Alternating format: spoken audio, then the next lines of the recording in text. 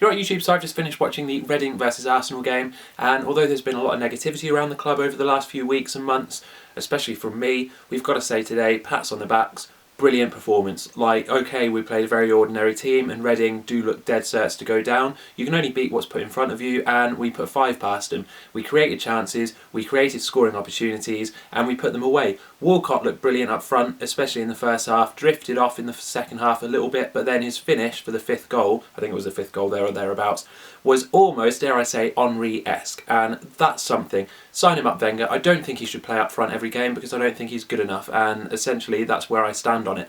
But we've got to keep him. He looks brilliant on the wing. He can do a job against weak defences like that against Reading. He's an option that we have to keep. In terms of Cazorla, brilliant, outstanding. He got his hat-trick and he fully deserved it. Some of the play in that midfield between that lot, again, admittedly, a lot of space was available. Why Reading didn't want to put a foot in or get close to anyone, I don't know. They just didn't seem up for it for a lot of it.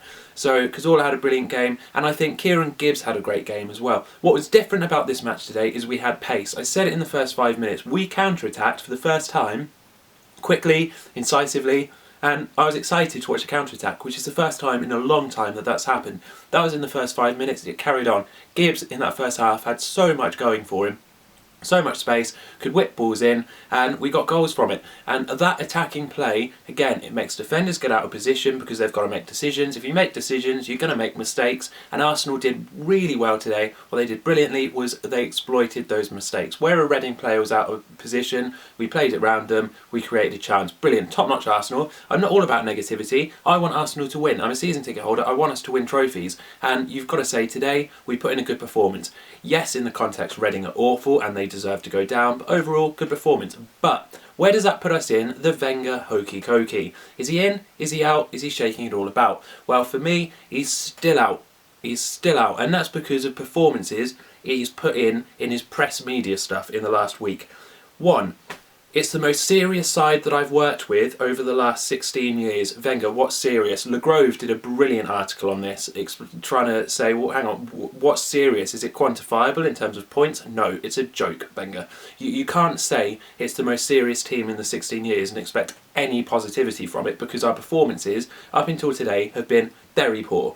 So to say, oh, they're serious, it doesn't buy you any biscuits. At the end of the day, all you're saying is, I've run out of actual things to say, so I'm just going to make them up to try and put a spin on it. And it's pathetic. So that's number one, why I still think Wenger out. And then secondly, when he said our away performances are in the same bracket as City and United. United had won, before today, admittedly, United had won 7 games on the road. We've won 2.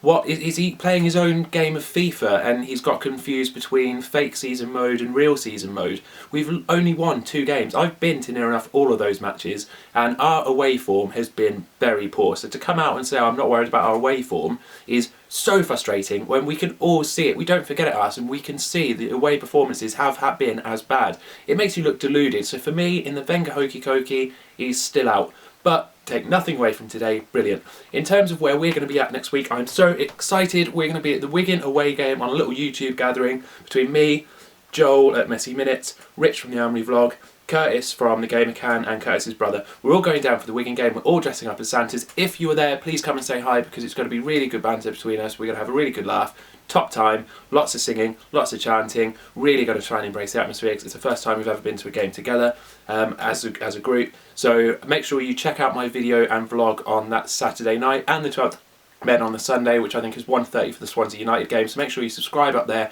so you don't miss the YouTube gathering at Wigan. And if you're there, come and say hi to the Santas, and we'll make sure we have a chat and involve you. I might even tweet you and name drop you. Thank you very much. See you soon. Boom.